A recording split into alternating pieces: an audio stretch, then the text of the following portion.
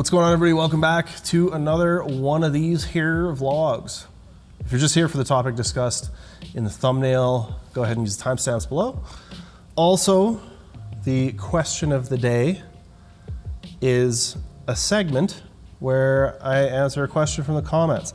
And the person whose question gets selected using the word of the day gets a chance, or gets to win, rather, a gift card for a Calgary Barbell t-shirt or a free month of the app. So make sure to keep your eyes open and your ears open for the word of the day. Ask a good question, give us something to discuss. Anyways, this was the last week of this first peaking block. I got a washout or deload, whatever you want to call it, next week, which is good because I'm going to be traveling to go coach at Sheffield. My athlete, Brittany Schlater, is going to be competing at Sheffield. And that's going to be amazing. It's anxiety inducing because I want very, very badly for her to perform well. And, you know, obviously as a coach, you shoulder a lot of that responsibility, mostly if it goes poorly, you know.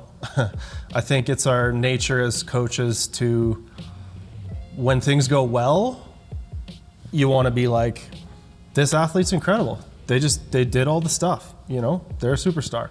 And when it goes poorly, you want to be like, hey, we can fix this. We will figure this out. And then you go home and you cry. Anyways, Sheffield's coming up. That's been weighing on my mind, and I'm probably equal parts excited and anxious for it.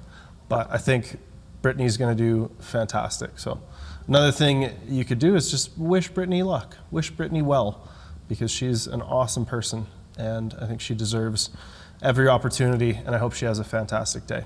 Anyways, with Sheffield coming up, I think a lot of people, and you can do this through, I think, King of the Lifts, but you can prognosticate.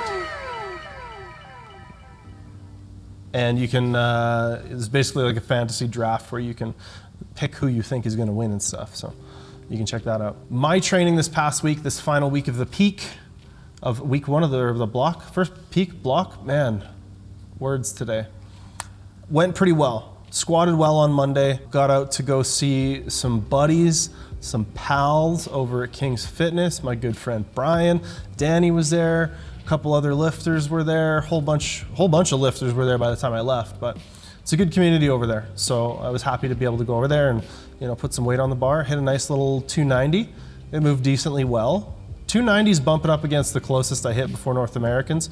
And you know, we still have a full another peaking block. So my bench single was 185. I really wanted 187, but honestly, bench felt like a garbo on the way up, unfortunately.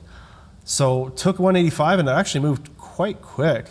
I think I got off the bench and said, ew, because it didn't feel like it moved very well.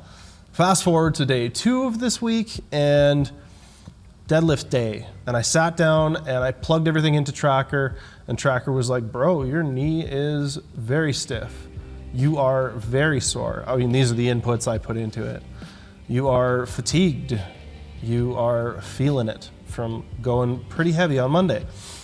Maybe, Tracker said to me, maybe you should just deadlift against chains and do your B exposure instead of doing a heavy deadlift single. And I was like, no, it'll be fine. I'm gonna do a heavy deadlift single. So I plugged everything in, and then I sat there for a second and I thought.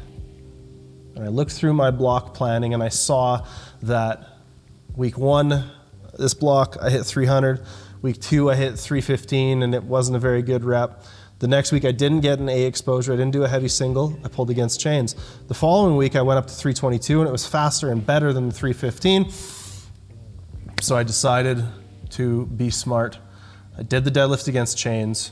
I bumped it up a decent bit. I think I went from 235 last time to 255 plus chains this time. So was happy with that, banged out some volume. The knee felt a little bit better afterwards than before. That's a win. And then yeah, yesterday belt squatted. And first set went really good. I was actually feeling more comfortable than I have pushing the belt squat harder than I have in a while, until my second set when I started to get some really weird cramping along the inside of my calf. And it was painful enough that I had to cut my second set short.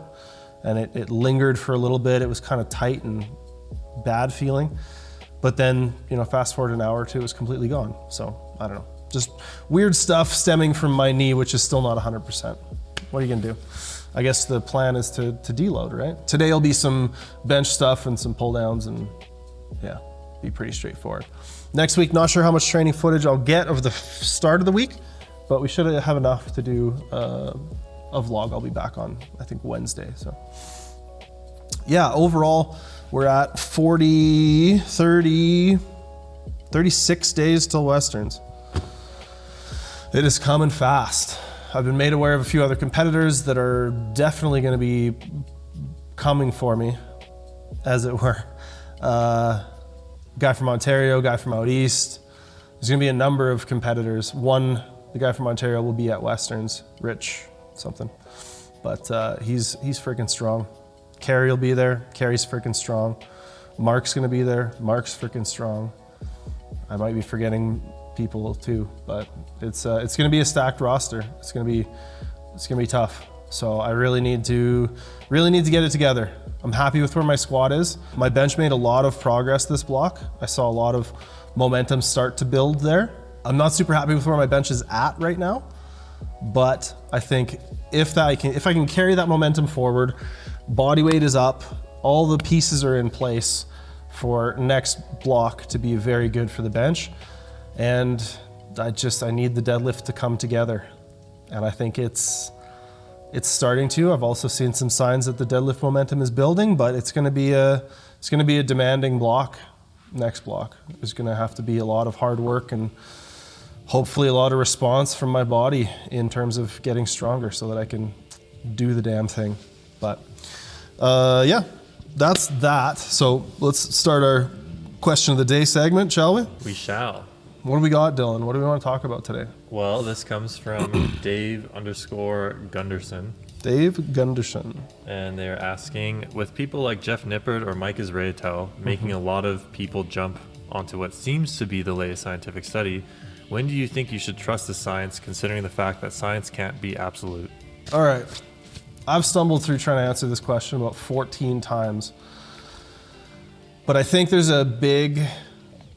are two big camps on sort of polar opposites. And one side is that you should change your entire coaching philosophy every single time a new study is published. And the other side, the other sort of polar opposite camp, is saying that like these nerds in lab coats need to get out there and pull against chains a few times. They don't know what it's like out there in the field and these pencil necks and blah, blah, blah. And I think both of those camps are stupid. I don't think that science-based training is dumb and should be thrown to the wayside because those nerds, pencil necks, etc. And I also don't think that if a new study says something that you should throw out everything that's been working for athletes for decades. I think when science is good, use your critical thinking. The answer is probably somewhere in between those two extreme camps. Science can be helpful. It can guide some decision making. It can lend some validity to something that you're doing, or it can maybe give you a reason some shit isn't working. That's kind of the long and short of it. And I don't mean to get exasperated. I'm not mad at the person for asking this question, but I just think it's a difficult topic because questioning the validity of science as a general practice leads into a whole lot of other really big discussions that I don't want to have on this channel. But when can you trust science-based training? I think the two guys you listed, Jeff Nippert, Mike Israetel, do a pretty good job of presenting that stuff. So, if they're telling you something, it's probably pretty accurate.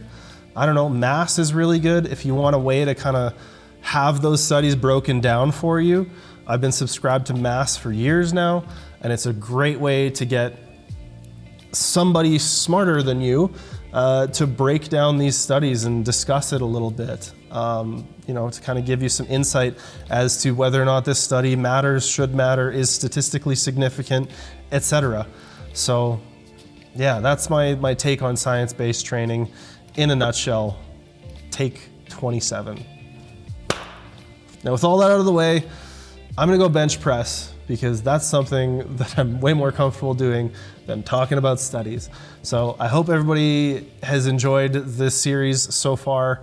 We're gonna keep pushing into Westerns. We're gonna keep vlogging and answering the tough questions. go ahead and head to CalgaryBarbell.com. Check out our phenomenal coaches, one of whom is a master's student and publishes studies and publishes reviews. So ask Derek about science-based training. Man, I don't know. CalgaryBarbell.com. Go there. Bye.